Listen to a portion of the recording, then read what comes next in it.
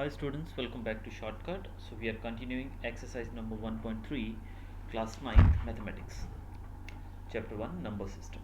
Now first question you can see here is write the following in decimal form and say what kind of decimal expansion each has. तो यहाँ पर हमें ये जो decimal ये जो फ्रैक्शन में दिए गए हैं हमारे सामने कुछ नंबर्स, इनको डेसिमल फॉर्म में चेंज करना है और हमें बताना है इनकी कुछ प्रॉपर्टीज़ के बारे में कि हमें पता क्या लगता है इससे। तो जैसे कि इसको करने के लिए सबसे आसान तरीका ये है कि इसको आप डिवाइड करेंगे। जैसे कि आपके सामने डिवीजन मतलब आप किसी भी तरीके से डिवाइड कर सकते हैं। तो 36 को जब आप डिवाइड करेंगे किससे, 100 से, 100 से, तो आपको पता है इसको हम आसानी से कर सकते हैं कि जब भी किसी नंबर के नीचे अगर ज़ीरोज़ दिए गए, देखिए यहाँ पर 36/100 है हमारे पास, तो यहाँ पर नीचे कितनी ज़ीरोज़ हैं, 2 ज़ीरोज़ हैं। इसका मतलब ऊपर 2 डिजिट पीछे लेके वहाँ पर पॉइंट लगा देते हैं। तो यहाँ पर हम क्या करेंगे, पहला डिजिट हमारा 6, दूसरा है 3, तो इन दोनों से पहले 1 2 के बाद हम पॉइंट लगा देंगे क्योंकि नीचे 2 ज़ीरो है, ये तो आपको पता ही होगा। तो यहाँ पर आपका आंसर आया 0.36। ठीक है, तो पहला जो आप देख रहे हैं 0.36, इससे क्या पता लगा हमें कि टर्मिनेटिंग है। टर्मिनेटिंग मतलब इससे आगे सॉल्व हो रहा है, बिल्कुल नहीं हो रहा है, यहाँ पर ख़त्म हो गया है, तो it is terminating. Same way 1/11 का जब आप करेंगे तो कैसे करेंगे आप देखिए, यहाँ पर करके देखते हैं हम। 1 को डिवाइड करते हैं 11 से, तो 11 पहले तो 0 लग जाएगा, एक तो 10 हुआ, फिर पॉइंट के बाद एक ज़ीरो और लगाना पड़ेगा क्योंकि यहाँ एक ज़ीरो और देना पड़ेगा। 11 9 ज़ा 99, कितना बचा फिर आपके पास, 1 बचा। ठीक है, हमने ज़ीरो लगाया, फिर ऊपर एक ज़ीरो आया, फिर एक ज़ीरो और लगेगा यहाँ पर, तो 11 9 ज़ा 99। तो यहाँ पर आप देख रहे हैं 0.9 जो है वो रिपीट हो रहा है। तो आपको बता दूँ जो नंबर्स रिपीट होते हैं, जैसे कि यहाँ पर 0.09 हम लिखेंगे, लेकिन आप जब ऊपर देखते हैं तो ऊपर आपने क्या पाया कि अब आप इसको आगे फर्दर सॉल्व करिए, यू विल फाइंड कि 0.9 0.09 0.09 ये जो है ये 09 रिपीट होता रहेगा, यानी कि 09 चलता रहेगा, यानी कि ये ख़त्म नहीं होगा कभी भी। आपका रिमाइंडर 1 बचेगा, फिर 0 लगेगा, फिर 0 लगेगा, 99, फिर 0, फिर 0, फिर 0। तो ऐसे आपका जो सम है, ये जो ऊपर आपका आंसर आएगा, क्वेश्चन आएगा, वो 09 रिपीट होता रहेगा। तो जो नंबर बार बार रिपीट होता रहता है उसके ऊपर हम ये बार लगा देते हैं। अब यहाँ पर आप देख रहे हैं 09 रिपीट हो रहा है, तो इसलिए 0 और 9 दोनों के ऊपर बार लगाया। अगर एक नंबर रिपीट होता तो हम उस समझो यहाँ पर कुछ और नंबर होता, अगर इसमें 9 रिपीट होता तो हम सिर्फ 9 के ऊपर बार लगाते। तो बार का मतलब है वो नंबर बार बार रिपीट हो रहा है। तो यहाँ पर ये जो नंबर आप देख रहे हैं ये बार बार रिपीट हो रहा है, तो यहाँ पर हमारा आंसर हम बार बार रिपीट, उसको रिपीटिशन में ऐसे लिखने बैठेंगे तो ये तो कभी ख़त्म ही नहीं होगा। इस कारण से हम क्या शो करेंगे, इसको इस तरीके से लिखेंगे 0.09, और जो 09 है वो बार बार रिपीट हो रहा है, इसलिए 09 के ऊपर हमने बार लगा दिया। क्या लगा दिया, बार लगा दिया। अब हमें क्या पता लगा, यहाँ पर हमें ये पता लगा कि ये नंबर जो है ये नॉन टर्मिनेटिंग है। टर्मिनेट हो रहा है, ख़त्म हो रहा है नंबर, ये बिल्कुल नहीं, ये चलता ही रहेगा जब तक हम चलाते रहेंगे, तो ये नॉन टर्मिनेटिंग है। दूसरा क्या पता लगा, रिकरिंग, क्योंकि इसमें 09 बार बार रिपीट हो रहा है, इसलिए हम इसको रिकरिंग बोलेंगे और नॉन टर्मिनेटिंग बोलेंगे। तो वैसे ही जो थर्ड सम आप देख रहे हैं 4/1/8, तो 8 चौके 32 और 33, 33/8 आंसर आएगा हमारा। तो 33/8 को जब आप डिवाइड करेंगे तो करके देखिए, इसको जब आप डिवाइड करेंगे तो आपका आंसर आएगा 4.125, लेकिन यहाँ पर ये ख़त्म हो जाएगा, इससे आगे ये नहीं बढ़ेगा। तो यहाँ पर कोई भी डिजिट जो है आफ्टर पॉइंट रिपीट नहीं हो रहा है डेसिमल के बाद, तो यहाँ पर रिपीट नहीं हो रहा है, तो और टर्मिनेट ख़त्म भी हो गया, तो इसको हम बोलेंगे टर्मिनेटिंग। ठीक है, फोर्थ जो हम लेते हैं ये है 3/13। जब 13 को 3 से आप डिवाइड करेंगे तो देखिए यहाँ पर 230769। अब आप देखिए 6 डिजिट्स हैं यहाँ पर पॉइंट के बाद, 1 2 3 4 5 6, इसके बाद दोबारा से 6 आ जाएंगे, यानी कि आप सब के ऊपर हमने बार लगा दिया। इसका मतलब जब 9 के बाद जो आप आगे कंटिन्यू करेंगे तो आपको फिर से 2 मिलेगा, फिर 3, फिर 0, फिर 7, फिर 6, फिर 9, तो यानी कि हर बार आपको 230769 आगे बढ़ता हुआ मिलेगा। अब यहाँ पर 6 डिजिट रिपीट हो रहे हैं बार बार, इसलिए हमने इन 6 के ऊपर बार लगाया है। कैन यू सी हियर, बार है इसमें, हाँ देखिए। तो ये 6 डिजिट के बाद फिर से 6 डिजिट रिपीट होंगे, फिर 6 रिपीट होंगे, फिर 6 रिपीट होंगे। अगर आप इसको करके देखना चाहें तो वो भी हम करके देख सकते हैं, बट आई थिंक कोई ज़रूरत नहीं है, आप खुद करके देखिए। 230769 बार बार रिपीट होगा, इसीलिए हम इन 6 डिजिट के ऊपर हमने ये लाइन लगाई है जिसको हम बार कहते हैं, यानी कि ये रिपीट होंगे। तो इसका मतलब क्या है, एक तो ख़त्म नहीं होने वाला है तो नॉन टर्मिनेट हो गया, दूसरा ये बार बार रिपीट हो रहा है, यही नंबर रिपीट होंगे बार बार, so we call it recurring. तीसरा पांचवा जो हम देख रहे हैं 2/11। अब ये भी बहुत आसान सा है, देखिए अब 11 टू के आगे जीरो लगा 20 होगा तो 11 1 11 बचा 9, 90 हो गया। 11 9 ज़ा सॉरी 90, 11 8 ज़ा 88 बचा 2। अब 2 के बाद फिर हमने ज़ीरो लगाया तो ये बार बार फिर से रिपीट होता रहेगा, तो हमारा आंसर क्या आएगा 0.18। अब 18 बार बार रिपीट होता रहेगा। ये देखिए थोड़ा छोटा कैलकुलेशन इसलिए मैं यहाँ करके दे रहा हूँ आपको। हमने 2 के आगे ज़ीरो लगा दिया तो ऊपर पॉइंट आ गया। ये छोटा कैलकुलेशन इसलिए मैं कर रहा हूँ। 11 2 ज़ा 22 सॉरी 11 1 ज़ा 11 आएगा यहाँ पर, सॉरी। अब यहाँ पर देखिए आप 2 0 20 है और यहाँ पर हमारा 11। अब 20 कैसे किया हमने, पॉइंट लगा दिया इसलिए 20 0 लगा दिया हमने ऊपर पॉइंट लगा के। 11 1 ज़ा 11 बचा कितना हमारे पास 9 बचा, ऊपर एक ज़ीरो और लगाया 90 हो गया। 11 8 88 हो गया। फिर से क्या बचा हमारे पास, फिर से 2 बचा, फिर हमने ज़ीरो लगाया, फिर 11 एकम 11, फिर आया 11 बचा 9, ज़ीरो लगा 90 हुआ तो 11 8 88 बचा फिर से 2। तो यानी कि आपको बार बार कौन सा नंबर मिल रहा है 1 और 8। जब दो नंबर रिपीट हो रहे हैं तो दोनों के ऊपर बार लगेगा। तो यहाँ पर आप देखिए 0.18 बार लगा दिया है 18 के ऊपर। तो फिर से हमें क्या पता लग रहा है, ये नॉन टर्मिनेटिंग है क्योंकि ये ख़त्म नहीं होने वाला है एंड करेंगे, बार बार रिपीट होने वाला है। लास्ट हम देखते हैं अब इसका लास्ट 329/400। आप देखिए नीचे 400 है, तो इसको आप करेंगे तो आपको आंसर मिलेगा 0.8225। तो ये है टर्मिनेटिंग, ठीक है, ये खत्म हो जाएगा कुछ दूर जाके, तो इसको हम बोलेंगे टर्मिनेटिंग। और ये रिकरिंग तो है ही नहीं क्योंकि जब ये टर्मिनेट हो जा रहा है तो रिकर तो हो ही नहीं रहा है। अब हम देखते हैं हमारा अगला सम। अगला सम है हमारा you know that 1/7 is equal to this, can you predict what the decimal expansion of this are without actually doing the long division. अब आपको देखिए इसमें आपको समझाया जाए तो 1/7 जो है वो किसके बराबर है, इसके बराबर है। अब बिना कैलकुलेशन के, यानी कि आपको डिवाइड नहीं करना है, इन्होंने बोला है without actually doing long division नहीं करना। तो आप कैसे करेंगे, 1/7 हमने कैसे किया, 1 अंदर रखा 7 बाहर रखा, फिर ज़ीरो लगाया तो यहाँ पर पॉइंट हो गया, तो 7 1 ज़ा 7 हो गया, 7 1 ज़ा 7 हो गया, फिर हमने बचाया 3, फिर 30 हो गया, फिर 7 चौके 28 हो गया। इस तरीके से आपके पास 142857 आ गया। अब उसी तरीके से अगर हम देखने जाएँ तो अगर हम यहाँ पर इसको और आगे करना चाहें तो 2/7 है, हम 2 अंदर रख सकते हैं और 7 बाहर रख सकते हैं, ठीक है। तो ये 20 हो गया, तो 7 दूनी 14, देन बचा 6 0 60 7 8 56। तो इस तरीके से हम कर सकते हैं, लेकिन उन्होंने कहा है लॉन्ग डिवीज़न नहीं करना है।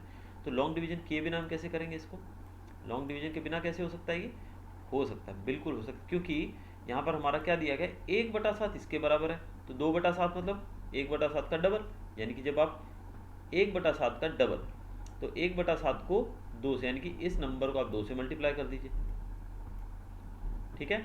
उसके बाद 3/7 जो है, 3/7 कहाँ है हमारा, ये रहा, तो 3/7 में 3/7, 3/7 का मतलब 3 × 1/7, ठीक है। जब आप इससे मल्टीप्लाई करेंगे तो विल गेट द आंसर।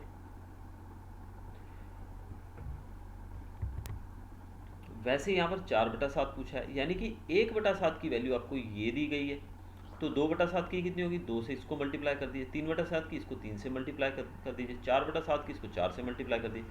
यानी कि जितना आगे हम बढ़ते जाएंगे उसको 1 2 3 4 5 जो भी पूछा गया उससे हम मल्टीप्लाई करते रहेंगे तो हमारा आंसर हमें मिल जाएगा। तो आपको मतलब यहाँ पर लॉन्ग डिवीजन नहीं करना है, लेकिन मल्टीप्लाई जरूर करना पड़ेगा। अब यहाँ पर लिखा है 2/7 इज इक्वल टू 2 × 1/7। 1/7 क्या है, 1/7 की वैल्यू क्या है, ये है, ठीक है। 1/7 की वैल्यू ये है, तो इस कारण से 1/7 की जगह अब यहाँ पे इन्होंने क्या किया, ये तो इन्होंने 2 × 1/7 किया है, तो 2 1 ज़ा 2/7, 2/7 हो जाएगा, फिर डिवाइड करना पड़ेगा। तो ये ऐसे नहीं करना जैसे यहाँ बताया गया, बट 2 × 1/7, 1/7 की वैल्यू है ये। अब आप इसको 2 से मल्टीप्लाई करके देख लीजिए, चलिए मैं करता हूँ। 2 1 ज़ा 2, 2 4 ज़ा 8, 2 2 ज़ा 4, ये हम इस तरीके से करेंगे तो हमारा आंसर आ जाएगा यही वाला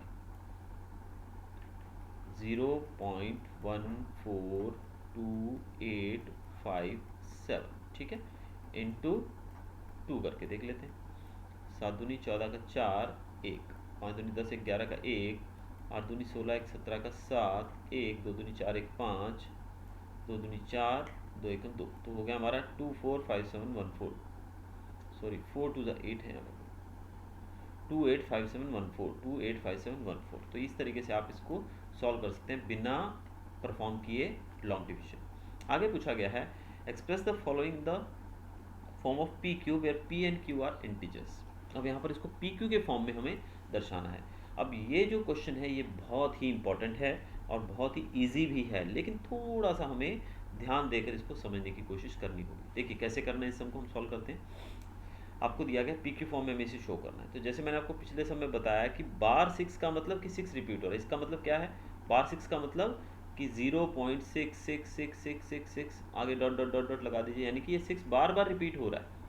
बार 6 इसीलिए लिखा है ना इसको, क्योंकि 6 बार बार रिपीट हो रहा है। तो यहाँ पर हम क्या करेंगे, पहले हम बोलेंगे let x is equal to 0.66। मैं यहाँ पर दोबारा से सॉल्व कर रहा हूँ।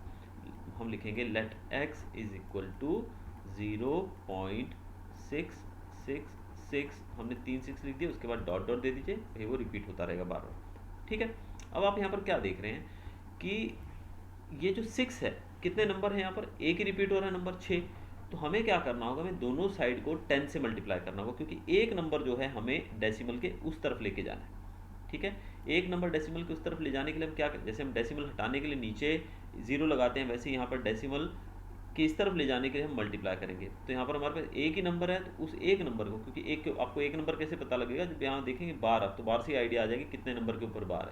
तो एक नंबर के ऊपर बार है, तो इसको हम उधर ले जाना चाहेंगे तो इंटू 10 करेंगे। हम क्या करेंगे, मल्टीप्लाई बाय 10। तो दोनों साइड को हम 10 से मल्टीप्लाई करेंगे, तो क्या हो जाएगा 10 इंटू एक्स 10x।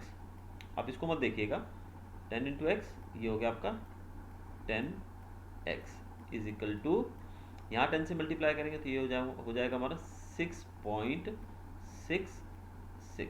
अब आप जैसे आप जानते हैं कि 6666 तो बहुत सारे हैं यहाँ पे, तो ऊपर 3 6 हैं, तो मैं यहाँ पर एक 6 और लगा देता हूँ, क्योंकि ऊपर ये नॉन टर्मिनेटिंग है और रिकरिंग है, ये कंटिन्यू बढ़ता जाएगा। अब यहाँ पर 0.66 का मतलब ये नहीं है कि 3 ही 6 हैं, इसका मतलब बहुत सारे 6 हैं, वी कांट काउंट, इतने 6 हैं यहाँ पर। तो हमने क्या किया, यहाँ पर जब इसको 10 से मल्टीप्लाई किया तो ये जो 6 था ये डेसिमल के इस तरफ आ जाएगा, और आगे जो 2 6 हैं वो यहाँ आ गए, तो हम 3 6 जो है वो कंटिन्यू करने के लिए हम तीसरा 6 भी यहाँ पे लगा दिया। ठीक है। तो 6.666 हो गया। तो ये हमारी इक्वेशन इस तरीके से बन गई कुछ। ओके। अब इसमें जो आप पहला यहाँ देख रहे हैं, so this is the first equation, और ये जो है आपकी ये सेकेंड इक्वेशन। अब हम क्या करेंगे, सेकेंड इक्वेशन में से फर्स्ट इक्वेशन माइनस करेंगे। ठीक है। सेकेंड इक्वेशन में से फर्स्ट इक्वेशन माइनस करेंगे तो ये 10x और ये 1x, 10x में से 1x बचा गया, तो बचा कितना 9x बचेगा। ठीक है भाइयों, 9x बचा। अब यहाँ पर 6.66, अब देखिए इसको मैं लिख के देता हूँ, यहाँ पर 6.666 एंड सो ऑन माइनस 0.666, ये लिया मैंने। ठीक है। अब हम इसको माइनस करेंगे तो ये हमारा 6, ये तो 0 हो जाएगा यहाँ पर। ठीक है। और ये 6 में से 0 गया, ये भी 6 बचा, तो ये हमारा आंसर आ गया 6। तो 9x इज इक्वल टू 6, तो x को यहाँ छोड़ दीजिए और 9 को उधर डिवाइड कर दीजिए, क्योंकि 9 इधर मल्टीप्लाई हो रहा है, उधर जाके डिवाइड हो जाएगा। तो ये हो गया आपका x इज इक्वल टू 6/9। इसको रिड्यूस फॉर्म में ले जाना चाहें तो आप ले जा सकते हैं, 3 2 ज़ा 6, 3 3 ज़ा 9, तो 2/3 आपका आंसर आ जाएगा। तो इस प्रकार से इन सम्स को करना। अब ये तो था एक वाला। अब ये जो दूसरा सम है, इसमें आप बोलेंगे कि सर ये तो एक बार वाला आपने सिखा दिया, लेकिन यहाँ पर तो बार 4 के ऊपर नहीं है, 7 के ऊपर है। तो चलिए इसका भी सोल्यूशन है हमारे पास। अब ये चीज़ फॉलो नहीं करनी हमको जो यहाँ पर दी गई है, हम अपने तरीके से करेंगे इसको सॉल्व। देखिए यहाँ पर पहले हम क्या करेंगे, यहाँ पर जो हमें है, ये जो हमने रिपीटेशन किया था इसको 2 बार परफॉर्म करना पड़ेगा। कितनी बार, 2 बार करना पड़ेगा। आप इसको मत देखिएगा प्लीज़, इसको छोड़ दीजिए आप। अब वहाँ पर x की वैल्यू क्या है, तो हम let x is equal to 0.47 दिया गया। ठीक है। और 7 के ऊपर बार है, यानी कि 7 रिपीट हो रहा है, 4 रिपीट नहीं हो रहा है। समझ रहे हैं बात मेरी आप, कि 4 रिपीट नहीं हो रहा है बट 7 रिपीट हो रहा है। तो हम क्या करेंगे, पहले 4 को इस तरफ ले जाएंगे। तो 4 को इस तरफ ले जाने के लिए इस पूरी इक्वेशन को हम 10 से मल्टीप्लाई करेंगे। क्या किया हमने, पूरी इक्वेशन को 10 से मल्टीप्लाई किया, तो हो गया हमारा 10x इज इक्वल टू 4.777। अब बार 7 का मतलब 7 रिपीट हो रहा है, तो प्लीज़ डोंट गेट कन्फ्यूज्ड कि सर 7 कहाँ से आ गया और ये एक ही 7 है, आपने 3 कैसे लगा दीजिए। मैंने इसलिए 3 लगा दिए क्योंकि 7 जो है उसके ऊपर बार दिया है, और बार का मतलब होता है वो डिजिट रिपीट हो रहा है, कितनी बार हो रहा है वो नहीं पता है हमको, हज़ारों करोड़ों बार है, आप कितनी बार भी लिखते रहिए, आप सॉल्व करके देख लीजिएगा किसी भी डिजिट को, तो आपको आंसर मिलेगा ही नहीं कभी भी। तो इसलिए हमने 4.77, सिर्फ ये क्या किया हमने इंटू 10 करके 4 को उधर ले गए, सिर्फ हमने 4 को उस तरफ खींचा है, ठीक है। तो ये हमारा इक्वेशन बन गया फर्स्ट, ठीक है। लेकिन यहाँ पर आप देखेंगे कि जो 4.777 है, इसमें 7 जो है बार वाला वो तो इधर गया नहीं है, और हमारा मोटिव क्या था, बार वाले को इस तरफ ले जाना। तो इसलिए बार वाले को इस तरफ ले जाने के लिए हम यहाँ पर इसी इक्वेशन को क्या करेंगे, इसी इक्वेशन को फिर से इंटू 10 करेंगे, ठीक है। अब इंटू 10 किया तो दोनों तरफ करना पड़ेगा, तो 10 इंटू 10 100 हो जाएगा, ठीक है ना। 100x क्यों, क्योंकि 10x है और इंटू 10 करेंगे तो 10x इंटू 10 हो गया 100x। अब यहाँ पर 4.77 है तो ये हो जाएगा 47.777, ठीक है, 47.777। अब यहाँ पर मैं आपको अगर ये बार 7 जो है, अगर इसको मैं आपको सीधा 7 लिख के दे दूँ तो आपको थोड़ा इजी रहेगा। तो ये बार 7 जो है ये हमारा 4777 आगे जा रहा है, ठीक है। तो ये हमारा इक्वेशन बन गया। तो ये है हमारा फर्स्ट इक्वेशन ऊपर वाला यहाँ पर, और जो हमने लास्ट में लिखा है it will be considered as the second equation. तो सेकंड में से फर्स्ट को माइनस करना है, इक्वेशन 2 माइनस 1, 2 में से 1 को माइनस करेंगे तो ये 100x में से 1x क्या बचा, 90x बचेगा हमारा। कैसे 90x बचेगा, हम ये हमारा फर्स्ट इक्वेशन है ना बच्चों, ये हमारा फर्स्ट इक्वेशन है ये वाला। तो इसको जब हम करेंगे माइनस, ठीक है, ये फर्स्ट इक्वेशन है ये सेकंड है हमारा। तो इस 100 में से 10 गया तो बचा 90x। 90x के बाद हमने क्या किया, यहाँ पर ये है 47.77, ये है 4.77। 47 में से इसको माइनस करना, तो ये जो ये वाला है 77 ये तो माइनस हो गया, 0 आ गया। अब 47 में से 4 गया तो बचा 43 बचा। तो x इज इक्वल टू 43/90। बस ये आ गया आपका आंसर।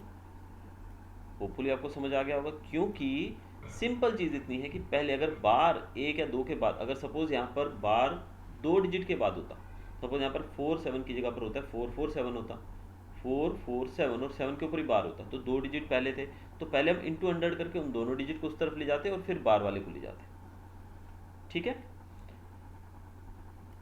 चलिए अब आगे देखते हैं थर्ड सम। थर्ड सम भी इसी प्रकार का, हाँ यहाँ पर 3 के बाद दिया गया, देखिए यहाँ पर 3 के ऊपर बार है, तो 3 के ऊपर बार का मतलब क्या हुआ, हमारी इक्वेशन जो पहले let x is equal to, बार को हम शो कैसे करेंगे, 0.001 के ऊपर बार है, इसका मतलब 0.001 रिपीट हो रहा है। तो जब भी रिपीटिशन वाला है उसको कम से कम 3 बार मैंने लिख दिया, तो 0.1 0.1 0.01, ठीक है, 001 हमारा रिपीट हो गया। अब x की वैल्यू आ गई। अब यहाँ पर कितने डिजिट हैं बार वाले, 1 2 3, तीनों के ऊपर बार है, तो उन तीनों को उस तरफ लेके जाना पड़ेगा। अब तीनों को उस तरफ ले जाना है तो किससे मल्टीप्लाई करना पड़ेगा, मल्टीप्लाई बाय 1000।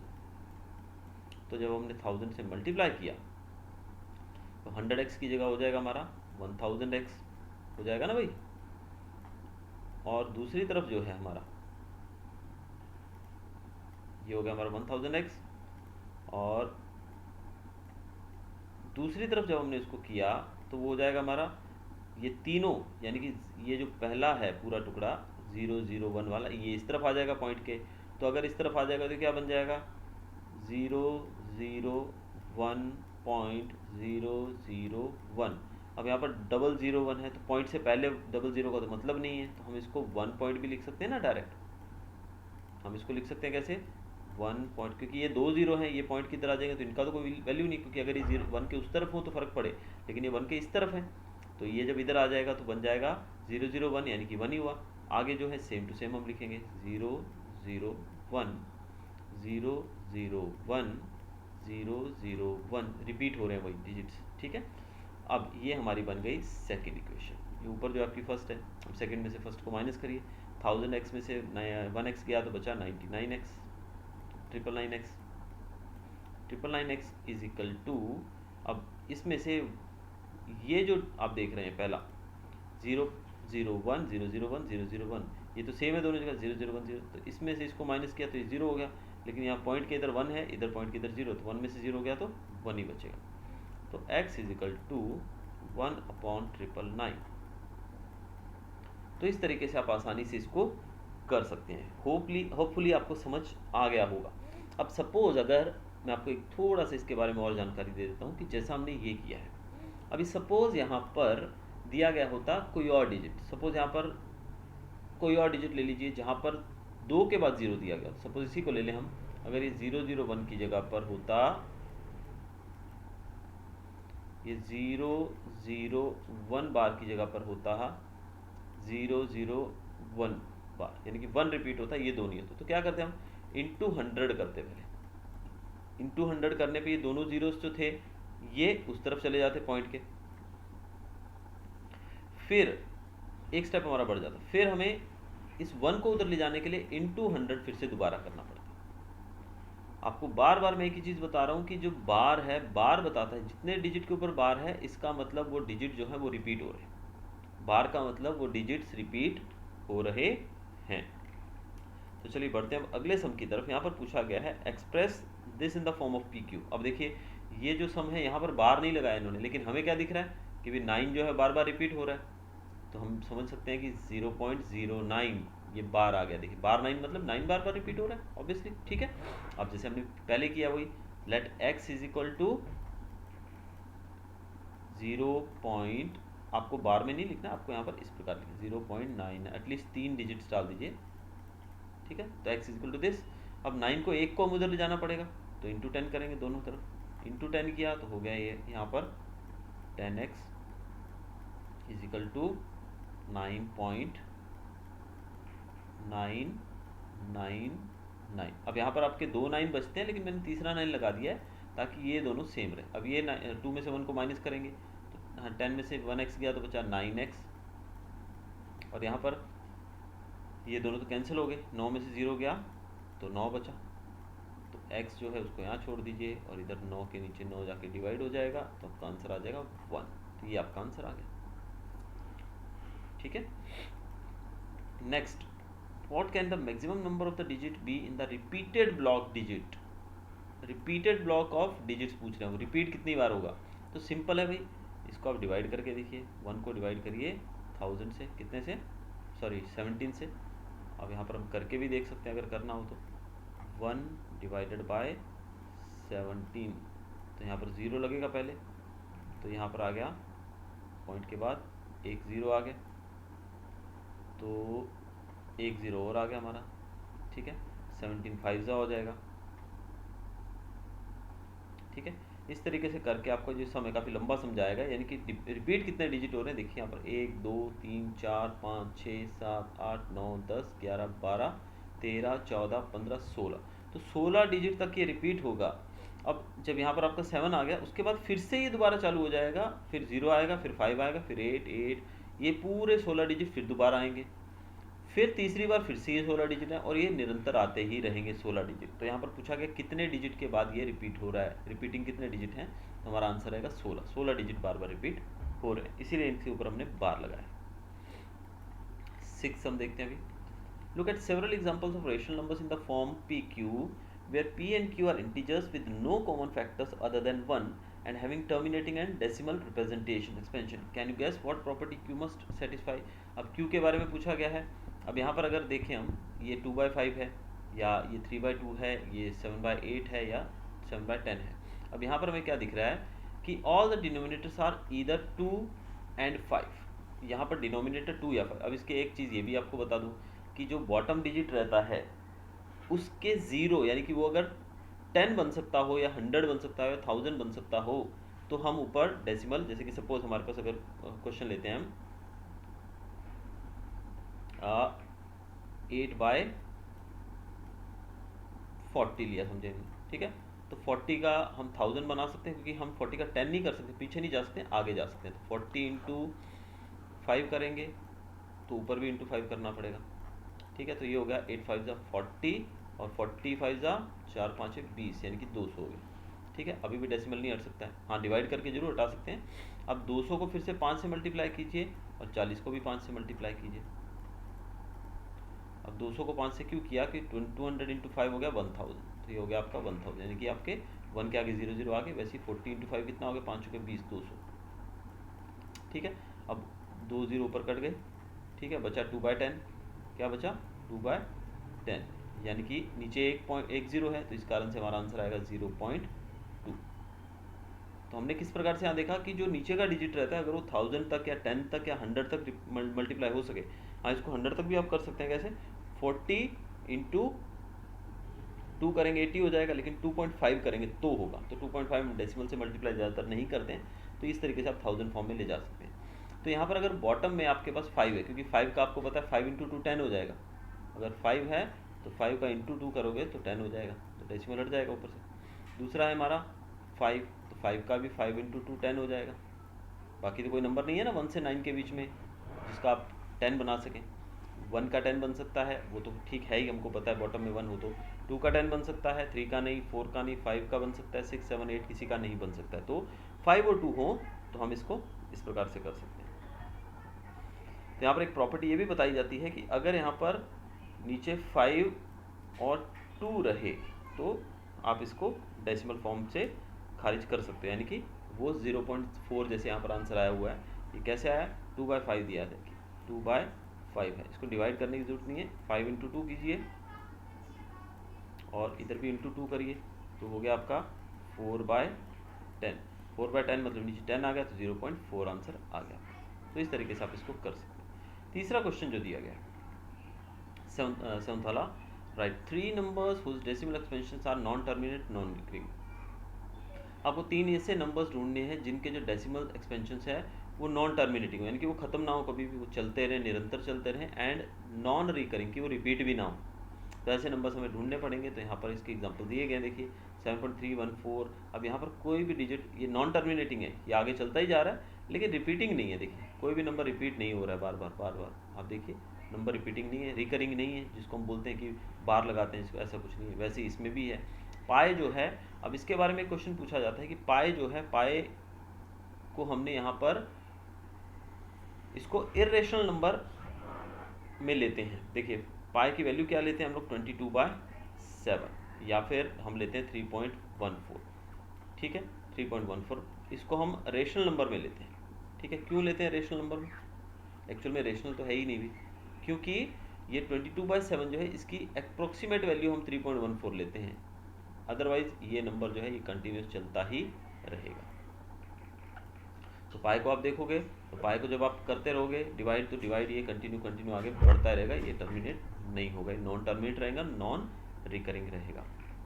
8 सम देखिए जरा, find 3 different rational numbers between rational numbers this and this. अब इन दोनों के बीच में हमें नंबर्स ढूंढने हैं, रेशनल नंबर्स। ठीक है, इन दोनों के बीच में find 3 different irrational numbers between these 2 rational numbers. In numbers के बीच में हमें इरेशनल नंबर्स ढूंढने। अब सबसे पहले अब यहाँ पर इस क्वेश्चन से जैसे कि बात आई है तो मैं आपको 2 चीज़ें क्लियर कर दूँ, what is rational number and what is irrational number.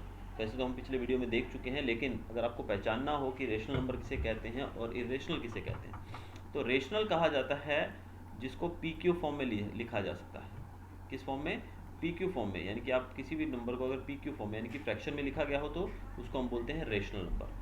अब यहाँ पर PQ फॉर्म के लिए एक कंडीशन ये है कि Q should not be equal to 0, Q जो है वो 0 नहीं होना चाहिए। तो ऐसे नंबर जो PQ फॉर्म में लिखे जाते हैं, जैसे कि आप ले लीजिए 1/2, 0/4 एट्सेट्रा, ये सब रेशनल नंबर्स हैं। लेकिन अब इरेशनल की बात करें, इरेशनल मतलब जिनको हम PQ फॉर्म में नहीं लिखते हैं, यानी कि जो PQ फॉर्म में न लिखे गए हों। सपोज हमारा क्वेश्चन आ रहा है √4, तो √4 का आंसर रहता है हमारा 2। ठीक है, तो 2 को हम तो 2/1 लिख सकते हैं, किसी भी नंबर के नीचे हम 1 लगा के, तो ये एक रेशनल नंबर है। तो √4 जो है वो इरेशनल नहीं है, √4 रेशनल है। सपोज लिखा है हमारा √9, तो √9 का होता है 3/1। 3/1 कैसा हुआ, √9 का हुआ 3 × 3 9 होता है, इसलिए √9 का हुआ 3। अब नीचे तो हम 1 लगा ही सकते हैं ना, उससे तो कोई फर्क नहीं पड़ता है।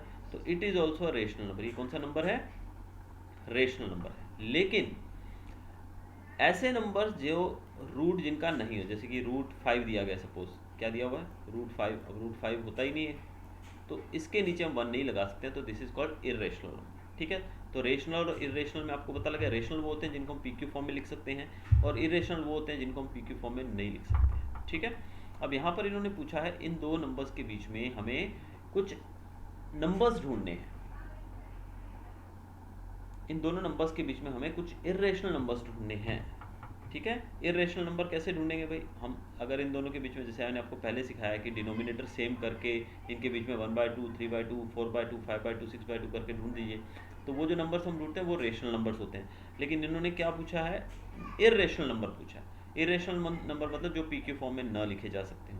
तो हम क्या करेंगे, इसको इससे डिवाइड करिए तो आपका आंसर आएगा ये, और 9 को 11 से डिवाइड करिए तो आपका आंसर आएगा 0.81। 81 का मतलब, यानी कि हम शुरू करेंगे 71425, और दूसरा जो है हमारा 818181, ये कितना है, 2 4 6 लिया है, तो यहाँ भी 2 4 6 ले लेते हैं हम लोग, तो 8181 हो गया।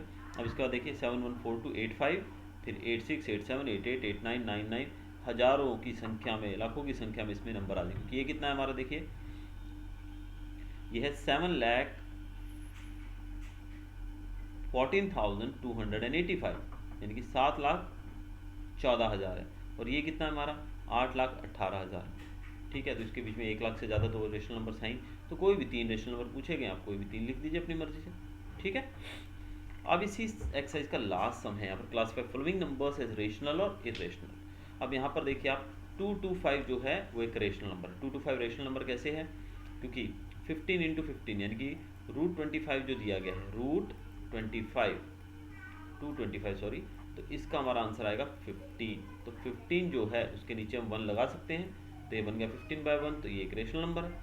वैसे जो दूसरा नंबर यहाँ पर दिया गया है 0.3796, ठीक है। अब इसके नीचे हम पॉइंट खत्म करने के लिए लगा सकते हैं, देखिए क्या है 0.3796, ठीक है 3796।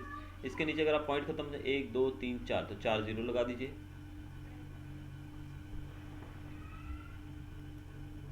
सॉरी यहाँ पर,